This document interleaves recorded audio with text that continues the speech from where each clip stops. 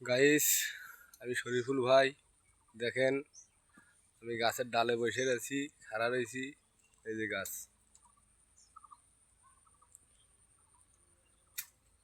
এই যে গাইস দেখেন, বিশাল বড় নদী। সেই নদীর ধারে গাছ, সেই কদম গাছ। সেই কদম গাছের মধ্যে আমি ভিডিও করতেছি, আপনারা দেখেন। এই দেখেন, এই যে দেখেন কত সুন্দর ফুল দেখছেন। এই যে নদী দেখেন। এই যে গাইস, আমি শরীফুল ভাই আপনার জন্য ভিডিও তৈরি করতেছি। এই যে আমি গাছে খাড়া হয়েছি, কত সুন্দর। অনেক দূরে আসছি আমি।